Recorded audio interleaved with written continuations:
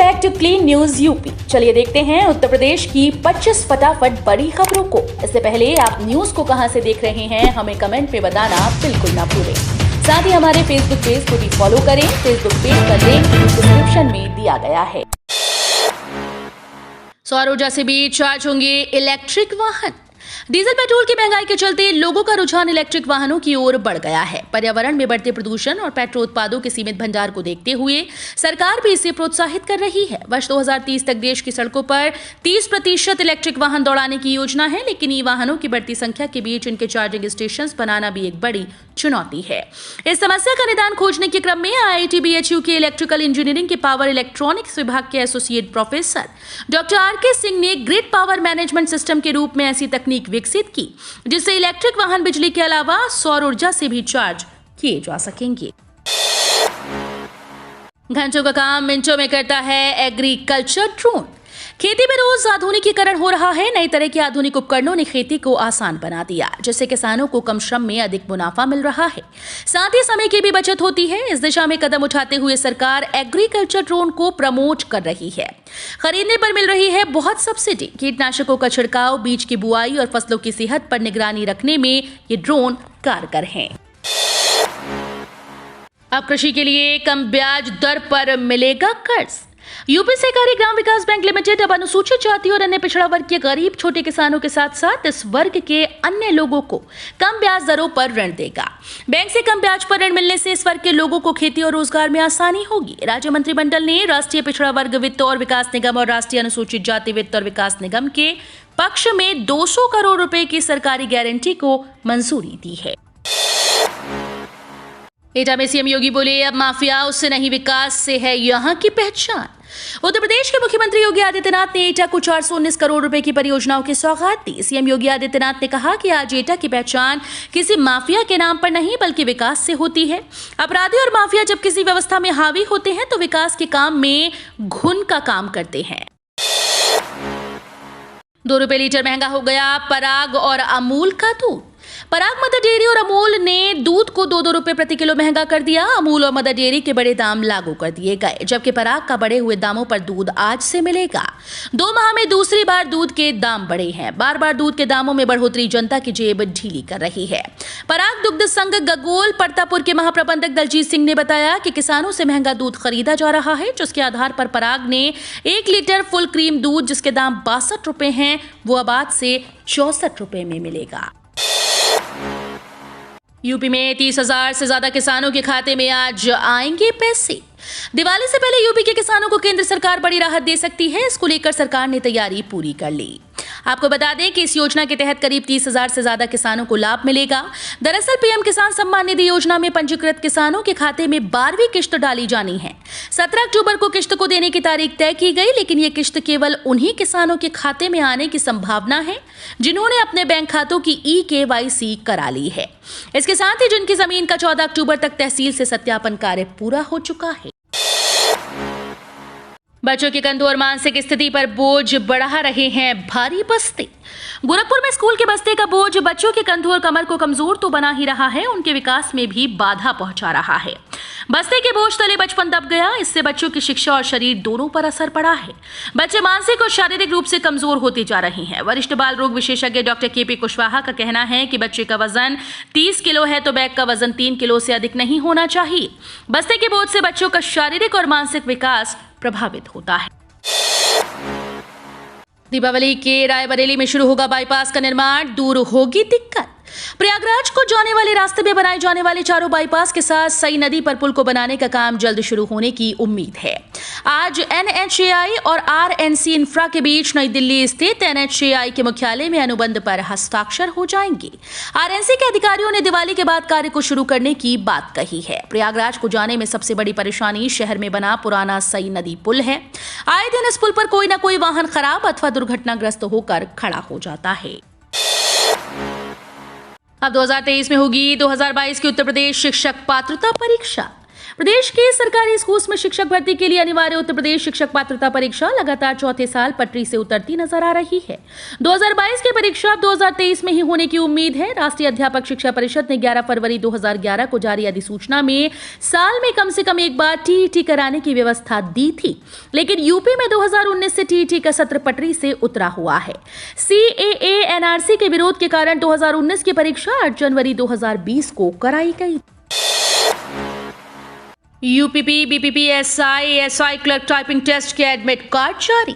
उत्तर Pradesh police भर्ती एवं प्रोन्नति बोर्ड ने एसआई, एसआई, एएसआई लिपिक, एएसआई अकाउंट्स और एएसआईएम सतर्कता के पदों पर भर्ती के लिए स्किल टेस्ट के एडमिट कार्ड जारी कर दिए हैं। यूपी पुलिस एसआई व एएसआई स्किल टेस्ट में भाग लेने वाले अभ्यर्थी अपने एडमिट कार्ड भर्ती बोर्ड की वेबसाइट पर जाकर डाउनलोड कर सकते हैं। यूपी में 5 सालों में बढ़े 111 नगरीय निकाय, इस बार 763 नगरीय निकायों में होगा चुनाव। उत्तर प्रदेश में इस बार 763 नगरीय निकायों का चुनाव होगा। इसमें 17 नगर निगम, 200 नगर पालिका परिषद व 546 नगर पंचायत शामिल हैं। सरकार ने पिछले 5 वर्षों में 111 नए नगरीय निकायों का गठन किया। वर्ष 2017 में 652 नगरीय निकायों का ही चुनाव हुआ था। नगर विकास विभाग ने निकायों को अन्य पिछड़ा वर्ग की आबादी पता लगाने के लिए 20 अक्टूबर तक रैपिड सर्वे का काम खत्म करने के निर्देश दिए। ओम प्रकाश राजभर का दावा, हमारे अभियान से दबाव में है सरकारी। समाजवादी पार्टी गठबंधन से बाहर आने के बाद सुहेलदेव भारतीय समाज पार्टी के राष्ट्रीय अध्यक्ष ओम प्रकाश राजभर सावधान यात्रा पर हैं। यात्रा लेकर वो आजमगढ़ के मेहनगर विधानसभा क्षेत्र के सिंहपुर पहुंचे। वहां एक मैदान में जनसभा को संबोधित करते हुए राजभर ने दावा किया कि उनके अभियान से सरकारें दबाव में है। उन्होंने कहा कि सावधान यात्रा निकालने का उद्देश्य गरीबों को जगाना है। कर्मचारियों के पीएफ में बड़े घोटाले की आशंका, नहीं मिल रहे निवेश के पेपर। उत्तर प्रदेश सहकारी ग्राम विकास बैंक के कर्मचारियों के भविष्य निधि की धनराशि में बड़े घोटाले खुलते नजर आ रहे हैं। कर्मचारियों के अंशदायी भविष्य निधि ट्रस्ट से निवेशित बड़ी धनराशि से संबंधित अभिलेख की गायब हो गए, जिन्हें तलाशा जा रहा है। बैंक प्रबंधन ने इस मामले में 2001 से 15 के बीच ट्रस्ट में सचिव रहे 3 कर्मचारियों से सारे अभिलेख 21 अक्टूबर तक मुहैया कराने के निर्देश दिए हैं। अभिलेख न मिलने की दशा में कार्रवाई की चेतावनी दी गई। पुरानी गलतियों को सुधारने में सरकार का सहयोग करे मुस्लिम समुदाय। काशी के संत स्वामी नारायणानंद तीर्थ महाराज ने कहा कि भारत धर्म प्रधान देश है और काशी, मथुरा व अयोध्या इसके हृदय हैं। मौजूदा सरकारें पूर्व में की गई गलतियों को ठीक करने के लिए न्यायालय का सहारा ले रही है। इन गलतियों के लिए मौजूदा मुस्लिम समुदाय जिम्मेदार नहीं है, अतः उन्हें विवाद पैदा करने के बजाय गलतियां सुधारने में सहयोग करके गंगा जमुनी तहजीब की मिसाल पेश करनी चाहिए। दिवाली से पहले लोगों के लिए सौगात, 100 रुपए में घर ले आए राशन का सामान। देश के करोड़ों लोगों को मुफ्त में राशन सहित कई चीजों का फायदा मिलता है। बढ़ती महंगाई के कारण लोग काफी परेशान हैं। ऐसी स्थिति में लोगों के लिए सरकारी योजना काफी लाभदायक साबित होती है। आर्थिक रूप से कमजोर लोगों को इसका बहुत फायदा मिलता है। प्रधानमंत्री गरीब कल्याण अन्न योजना भी लोगों के लिए राहत भरी रही, जिसे कोरोना के समय सहायता के लिए शुरू किया गया था। इसके तहत दिसंबर 2022 तक लोगों को मुफ्त में राशन मिलेगा। कर्मचारियों को बड़ा तोहफा, वेतन में 12% की वृद्धि। केंद्र सरकार ने अपने 7th पे कमीशन कर्मचारियों को बड़ा तोहफा दिया। दरअसल उनके वेतन में 12% की वृद्धि की गई। इसके साथ ही उन्हें 5 साल के एरियर का भी भुगतान किया जाएगा। इस संबंध में नोटिफिकेशन जारी किया गया। 14 अक्टूबर 2022 के गजट अधिसूचना में कहा गया कि नई योजना को सामान्य बीमा संशोधन योजना 2022 के नाम से जाना जाएगा। वहीं सरकार के इस फैसले से इस कंपनीज पर 8,000 करोड़ रुपए का अतिरिक्त बोझ बढ़ेगा। मुलायम सिंह यादव की अस्थियां आज हरिद्वार में प्रवाहित की जाएंगी। समाजवादी पार्टी के संस्थापक और संरक्षक रह चुके दिवंगत मुलायम सिंह यादव की अस्थियों को आज सोमवार को हरिद्वार के गंगा में प्रवाहित किया जाएगा।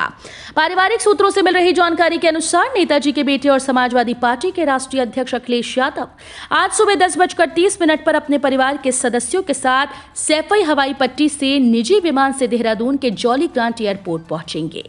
जॉली ग्रांट एयरपोर्ट पर उतरने के बाद अखिलेश यादव परिवार के तमाम सदस्यों के साथ सड़क मार्ग के जरिए हरिद्वार के गंगा घाट पहुंचेंगे, जहां पर विधि विधान और पूजन के माध्यम से नेताजी की अस्थियों को गंगा में प्रवाहित करेंगे।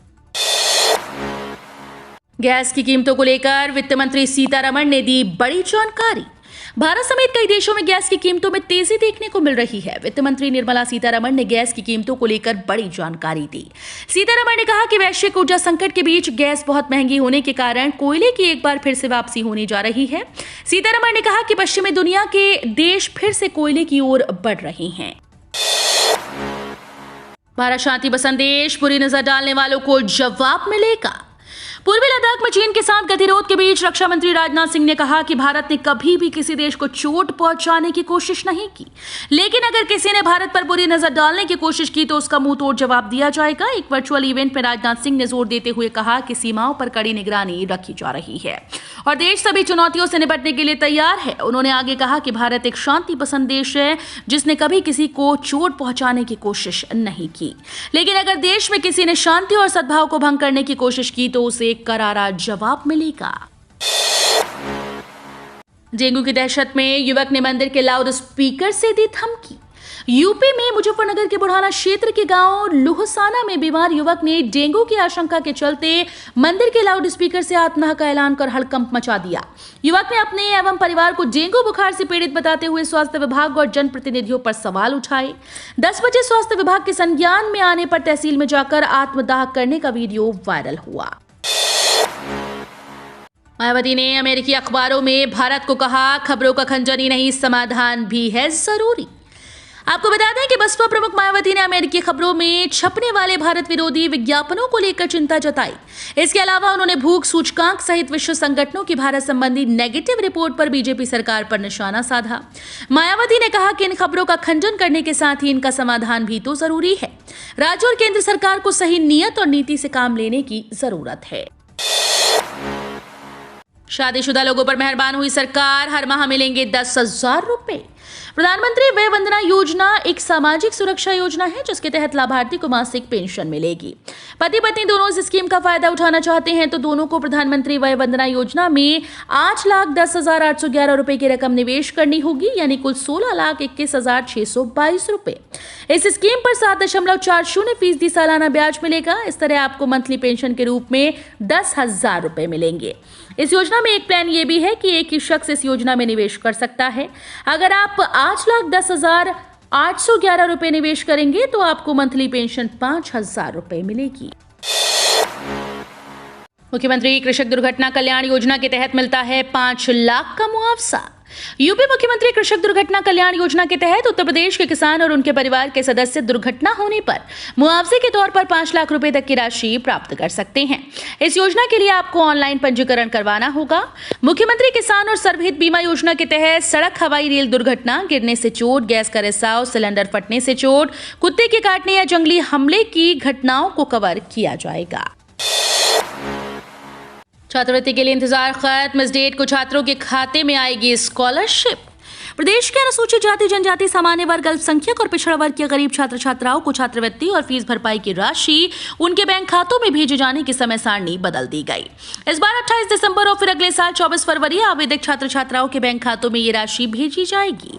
अभी तक 2 अक्टूबर और 26 जनवरी को छात्रवृत्ति व फीस भरपाई की राशि खातों में भेजी जाती थी। समाज कल्याण विभाग से ये जानकारी मिली है। प्राप्त जानकारी के अनुसार 7 नवंबर तक जिन छात्र छात्राओं के आवेदन भरे जाएंगे और 15 नवंबर तक शिक्षण संस्थानों से जिनके आवेदन सही होने का डेटा मिलेगा। फोन पे, गूगल पे, पेटीएम, यूपीआई के लिए अब नहीं चाहिए इंटरनेट। अगर आप अक्सर ऑनलाइन यूपीआई पेमेंट्स करते हैं तो ये खबर आपके काम की साबित होगी। आपको बता दें कि गूगल पे, फोन पे, पेटीएम जैसे ऐप से पेमेंट करना ही यूपीआई पेमेंट है। आप किसी भी मॉल या कोई दुकान पर पेमेंट्स के लिए ऑनलाइन मोड का इस्तेमाल करते हैं। आजकल हर फल सब्जी वाले तक यूपीआई का बार कोड लेकर चलते हैं। अब आप बिना इंटरनेट के भी इसे यूज कर सकते हैं और पेमेंट का आदान प्रदान कर सकते हैं।